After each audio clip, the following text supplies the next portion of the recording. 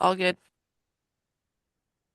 Hello and welcome to your podcast with a tongue twister and Coolcast. We're the Lovable Language Learning and Lattes podcast. Together, we explore the theories and research shaping today's classrooms over great conversations and maybe a latte or two. I'm Sharice Richards. And I'm Lisa Molinaro. I need a quick favor.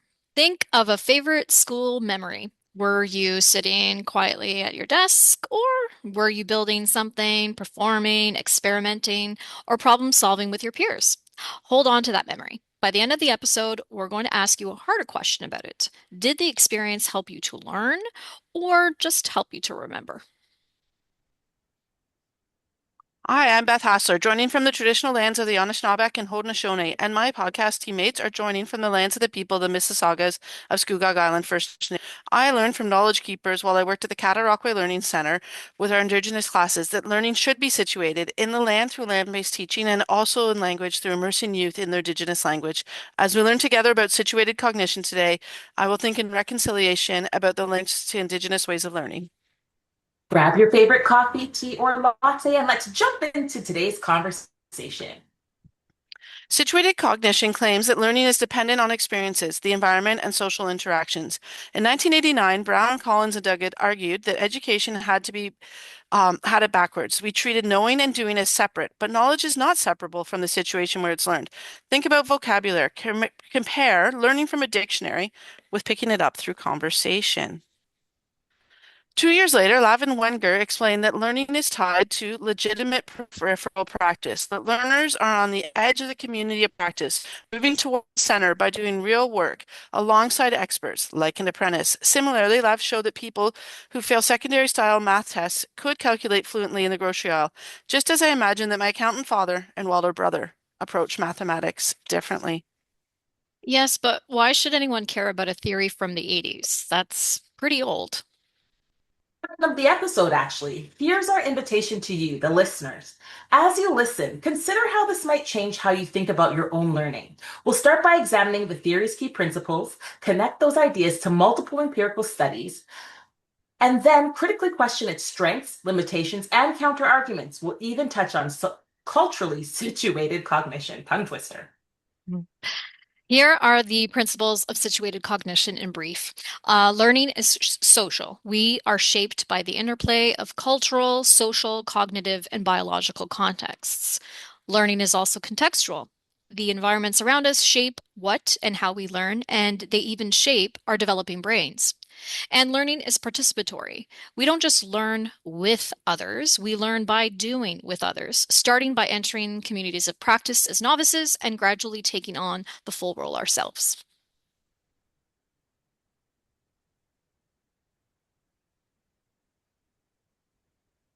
I've enjoyed learning about the living classroom. And no, before you ask, I'm not talking about a greenhouse. A living classroom integrates the traditional classroom learning with the practical learning in a healthcare field. These partnerships include an educational institute, a college or school board, and a long-term care home. In Napanee, where I work, the John Parrott Center runs a living classroom with the Limestone District School Board staff. Learners have lessons down the hall from the residents that they practice with, taught by a teacher who's a qualified nurse. Boskert and colleagues studied the college nursing home version in 2020.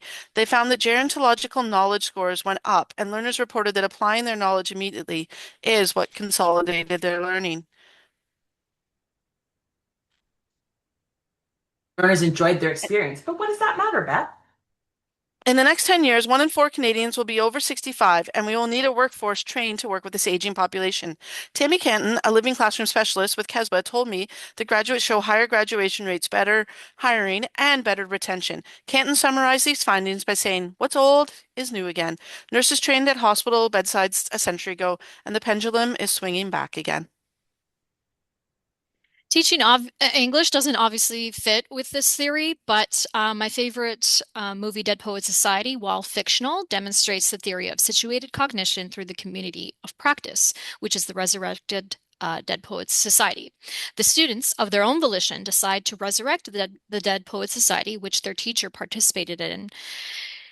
This idea came to them only after being taught that poetry is meant to be experienced, seen, heard, and felt. This society or community meets in a cave beyond the school grounds after school hours where they read poetry aloud by candlelight. That's right, you heard me. They were so inspired by their teacher, Professor Keating, that they chose to live the poetry out in this select group. And it is with the guidance of Professor Keating and his fellow Dead Poet Society members that Todd Anderson, who was initially on the periphery, finds his voice in the film. I'm no Professor Keating, I can assure you, but I agree that poetry and dramatic literature are meant to be experienced. I think that there's no better way to try and negotiate the meaning of a poem than by reading it aloud more than once and trying on different vocal interpretations and tones and pacings. After watching other spoken word artists and slam poets perform, I invite my students to perform poetry aloud using their voices, facial expressions, body language, to communicate meaning and feeling. What about for our even younger learners in their early years? Believe it or not, reading itself is an experience. As embodied learning, reading aloud events argues the initiation into the community of readers and lifelong learners often begins on the laps of our loved ones. Studies show that these and other literacy events are largely social and cultural and take meaning from their environment.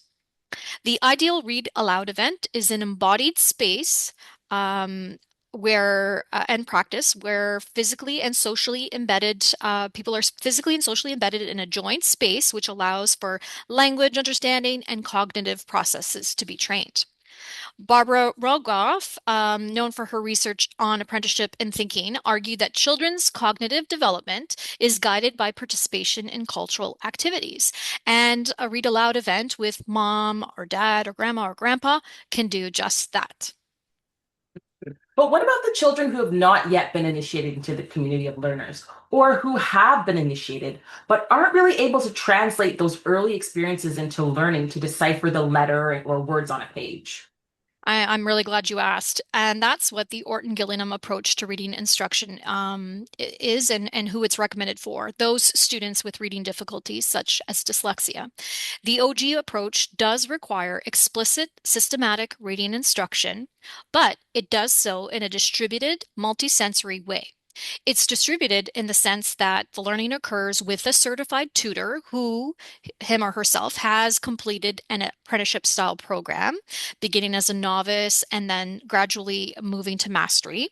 And this practice happens either with one-on-one or in small groups, and it relies on materials and representational tools, such as the tracing in a sandbox. These tools and manipulatives allow for a multi-sensory learning experience, which is the OG triangular visual, audio, and kinesthetic approach, such as with the tracing of letters in sand while saying the letters aloud. And again, going back to Dead Poet Society, like Todd Anderson, who had been a previously unsuccessful reader and one who develops a defeatist attitude, they can grow from this experience and become confident and active participants in what was formerly an inaccessible community of practice and life.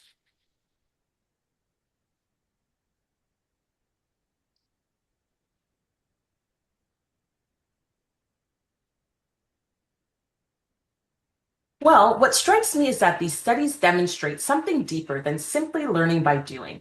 Whether we're looking at healthcare education or literacy instruction, learning becomes meaningful because knowledge is developed through authentic participation with more experienced members of the community. At the same time, the settings are very different, reminding us that situated cognition isn't tied to one subject or group. In the early years, it can be play-based learning, like the Ontario kindergarten curriculum. Similarly, in the primary years, learners are working through problems in groups engaged in their learning. Throughout school, there's field trips, engaged lessons at vertical, non-permanent surfaces, working through more problems, maker spaces, placements like co-op or Ontario Youth Apprenticeship Program, or fieldwork in graduate studies. And adult learning, it could be practical hands-on work, problem-based learning. The National Academies Press explains that people learn every day in many different settings. That being said, situated cognition does not look like simply reading WMIS notes and answering mandatory PD quizzes. It's noted that situated cognition has conceptual gaps. The National Academies Press explains that direct instruction is needed for some tasks, such as arithmetic or grammar. Additionally, Kirshner and Whitson note that learning can occur in a situation, but the transfer of knowledge to different contexts is challenging. When I think of students who have struggled academically, who are then successful in co-op, they still sometimes struggle when they return to traditional classes. They are able to do the carpentry calculations on site, but when doing the same mathematics out of context, it's hard. Although some researchers argue that this proves situated cognition is not a valid learning theory, I believe that it shows that learning does occur in context, and it leaves a larger question. How do we continue to build on the learning theory to allow for better transfer of knowledge across situations? Beth, your co-op example is exactly the type of situation that launched a big academic dispute over this theory. In 1996, Anderson, Redder, and Simon published Situated Learning and Education, and they disputed the theory's central claims. However, James Greeno from the Situated Cognition camp replied the following year with his work entitled On Claims That Answer the Wrong Questions. And just as the title suggests, he argued that the critics weren't asking the right questions. Situated cognition isn't claiming that knowledge transfer never happens or that lectures never work. The two camps are simply analyzing from different perspectives. Cognitive science is looking at this from a what's happening inside an individual's mind, while the situated approach is looking at it from a how people participate in practices perspective. These are different questions and not opposite answers. Additionally, Greeno explained in 2015 that situated cognition cannot be seen as an independent concept, but rather individual cognitive and situated perspectives need to be taken in tandem to fully explain learning and cognition. The theories can be seen as complementary rather than competing theoretical accounts. If learning is thought to occur on many levels, these need to be integrated and connected. Situated cognition is important when we think about the conceptual blending of learning. Perhaps the biggest challenge isn't the theory itself, but whether educational systems are structured to support it. Authentic learning really requires time, collaboration, flexible assessment, and community partnerships, resources that are not equally available across schools. If participation depends on geography, funding, or access, then the learners who actually could benefit most may have the fewest opportunities. That's right, Cherise. Situated cognition therefore challenges educators not only to rethink instruction, but also to rethink educational equity. Exactly, Lisa. Geneva Gay's culturally responsive teaching intentionally builds upon students' cultural and community knowledge to widen the doorway to meaningful participation. Eve Tuck then extends this thinking further by emphasizing that learning is deeply relational. Her work highlights the importance of relationships, reciprocity, community, and place while recognizing Indigenous ways of knowing. This reminds us that communities of practice extend beyond the classroom to include families, elders, knowledge keepers, and the actual land itself. So together, Gloria Ladson-Billings, Geneva Gay, and Eve Tuck extend Lab and Wagner's original theory, while situated cognition explains how learning develops through participation. These scholars encourage us to ask whose knowledge is recognized, whose experience are valued, and who has meaningful opportunities to actually participate. This reminds me of Lindsay Morecambe's work studying the Indigenous Immersion School on Manitoulin Island, where the students learned Anishinaabe and her work with the Kingston Indigenous Language Nests, where youth converse with their grandmas around the kitchen table. Our work is truly situated. That's right, Beth. One of the greatest strengths of situated cognition is its emphasis on authentic learning. Like we learned about the living classroom, students aren't just learning about care in a nursing home. They're actually immersed in the learning and are actually developing their knowledge while working alongside professionals in authentic healthcare settings. My takeaway for September, if we believe in this theory, our professional development needs to mirror it. This includes looking at PD as being situated for staff, but also how they can embed situated cognition learning theories into lesson and their assessments, including using triangulation of data, visible learning, thinking classrooms, and student voice. My takeaways, learning and doing aren't separate. The strongest learning happens when knowledge is used and acted on, either in a care home hallway or a tray of sand. And secondly, structure and situation aren't enemies. OG proved that. My biggest takeaways is that participation alone isn't enough.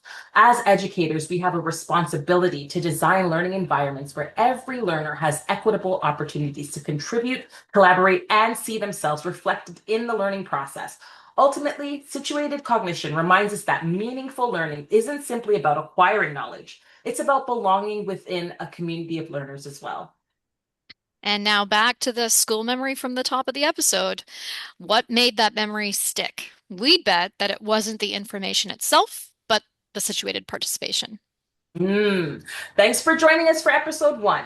Stay curious, keep the conversation going, and tune in for our next episode, Visible Learning and Mathematics Education.